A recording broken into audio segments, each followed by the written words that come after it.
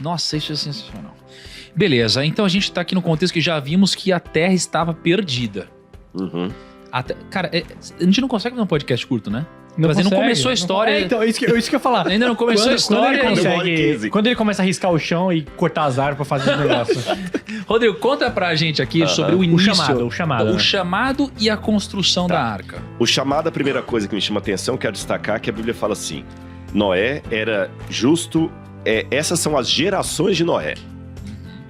Porque essa expressão, as gerações de Noé, ela tem dois significados aqui. O contexto em meio ao qual ele vivia e a história dele não estava num vácuo. Por isso que a Bíblia apela tanto para a genealogia. Você sabe que um dos grandes problemas, eu estou naquela pegada de adaptar para hoje, sabe que um dos grandes problemas de crise emocional hoje é que as pessoas não conhecem mais a sua árvore genealógica? Eu não faço ideia, cara, da minha árvore genealógica. Pois tem que conhecer.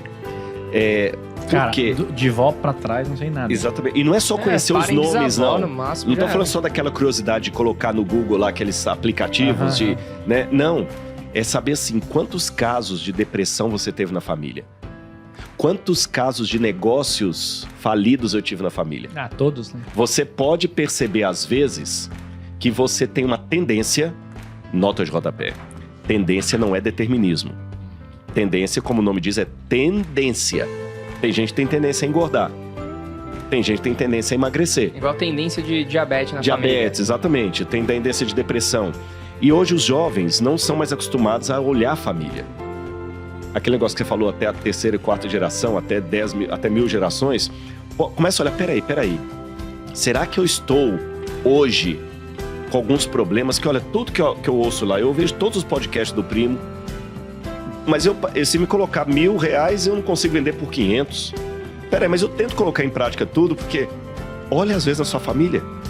Às vezes você não consegue, não é porque você é burro, não é porque você não entendeu o processo, mas é porque você tem uma trava, às vezes, que a sua família é uma família só de losers. Começa a olhar, peraí, eu tenho a tendência ao fracasso porque a minha família é cheia de gente que pega negócio e fracassa. Mas agora que eu tomei essa conscientização, eu posso ser a exceção. Virar vírgula, né? Mas se você não toma essa conscientização, você não sabe às vezes. Você só fica tentando repetir os conselhos do grupo primo e vai continuar não dando certo porque você não virou a chave dentro de si emocional. Essa é a geração de Noé, ele não está sozinho. Segundo, independente da geração que você tenha, dos problemas passados, a tendência não é determinismo. Você pode ser exceção.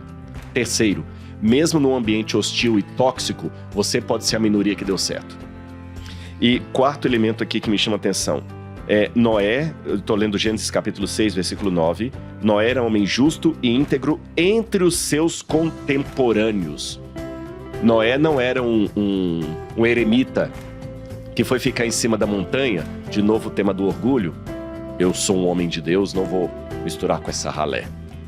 É lógico, claro e evidente que às vezes o sistema, o contexto pode prejudicar você, tá certo? Você não vai ficar num ambiente tóxico, porque isso pode ser ruim para você, mas lembra do exagero. Você não vai ficar num ambiente tóxico que vai te jogar para baixo, o ecossistema, mas você também não vai agora, pelo seu orgulho, falar assim, vou sair daí, gentalha.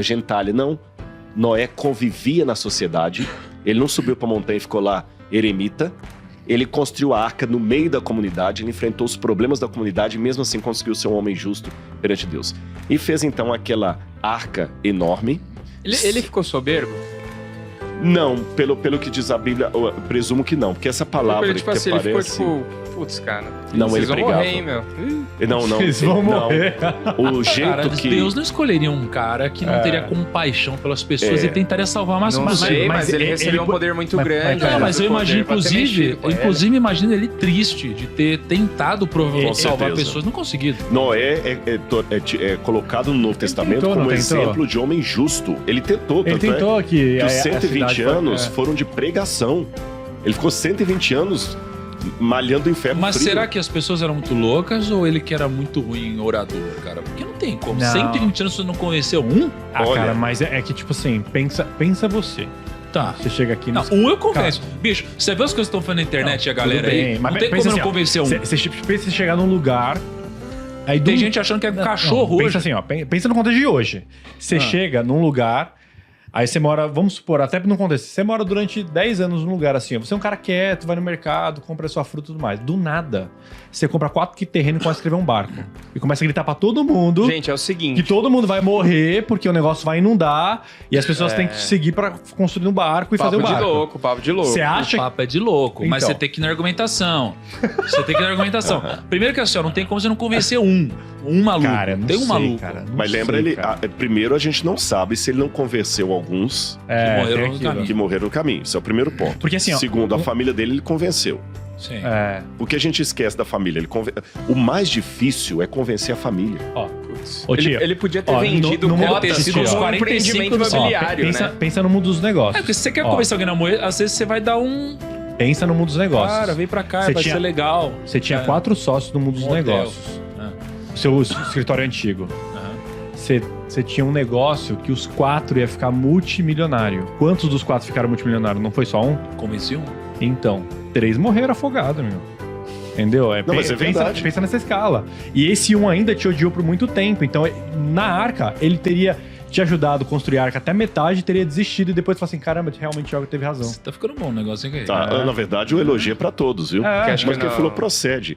Caramba. Que é o Publicidade maior não existia evangelista ainda. de todo o tempo? Jesus. Jesus. Jesus. Jesus não conseguiu. Ele convenceu alguns, mas digo assim, se Sim. eu pegar por maioria ou minoria, uma multidão escolheu Barrabás e não escolheu Jesus. cara.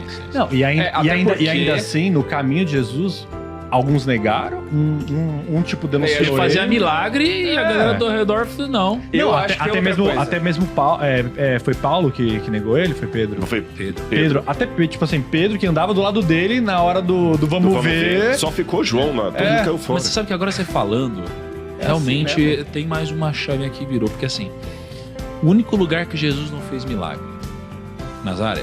Exatamente. Não é? Nazaré. Os contemporâneos. Era a vila onde ele foi criado. Perfeito. Cara, é muito mais fácil eu falar e cagar regra, entre aspas, num palco do que em casa. Cara, em Totalmente. casa, nossa, você sabe como é, não é? É muito difícil. Aí você pega Noé, e é o que você falou, ele conseguiu convencer a família Em dele. casa.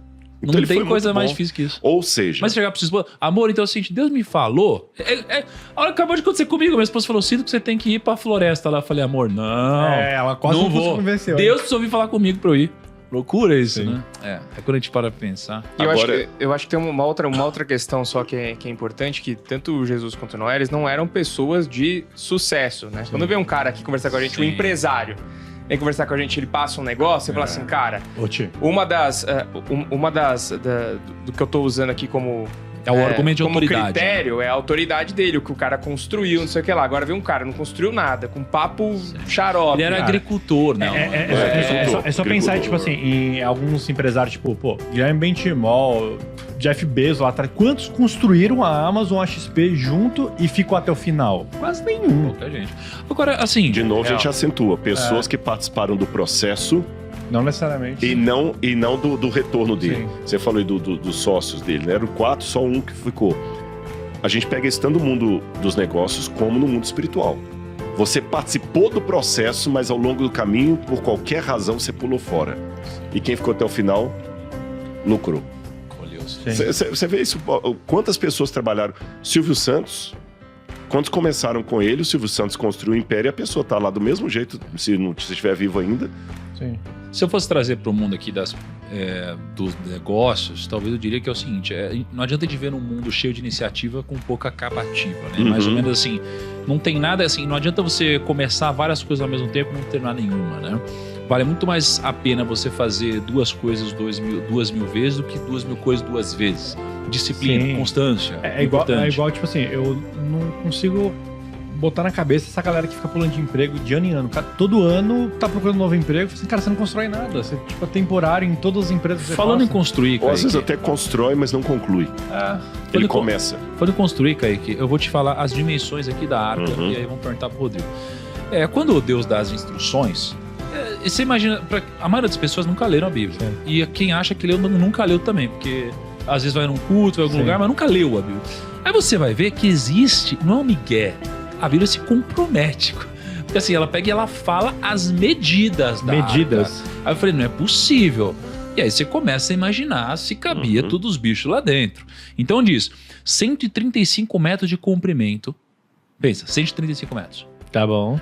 22 metros e meio de largura Tá bom. pro lado aqui e 13 metros e meio de altura. Cara, essa é a arca. Aí diz os materiais, ó. Deus Mas destruiu Noé. tinha medidas métricas na época? Cara, não sei como É o que equivalente, se fala em côvado, né? Tá. entendi. No hebraico tem cô. É pequeno e não ao mesmo tempo. Achei pequeno, Você hein? tem vários livros como Whitcomb, por exemplo, que é um biólogo. Rapidinho, vou procurar aqui a medida de um Um cruzeiro. navio de cruzeiro, 290 metros. Não, ela era menor do que um navio de cruzeiro. Tá bom. Aí Seria você menor. pensa, cabia tudo? Cabia todos os animais? A questão, quando a gente olha toda a fauna mundial hoje, a resposta óbvia é Ah, tá. não. Só que quando você entende, e, de novo, não é área de minha pesquisa, eu estou reproduzindo o que especialistas da área pesquisaram.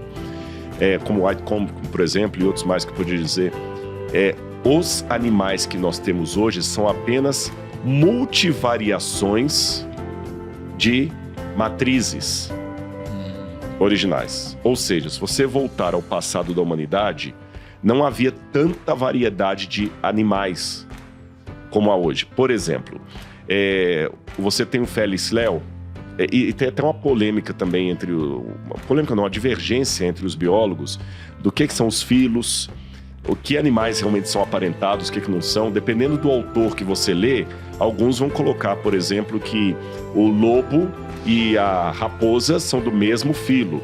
Outros acham que não. A questão de não fugiu a palavra. Especialização? Não é especialização. É quando você torna a espécie.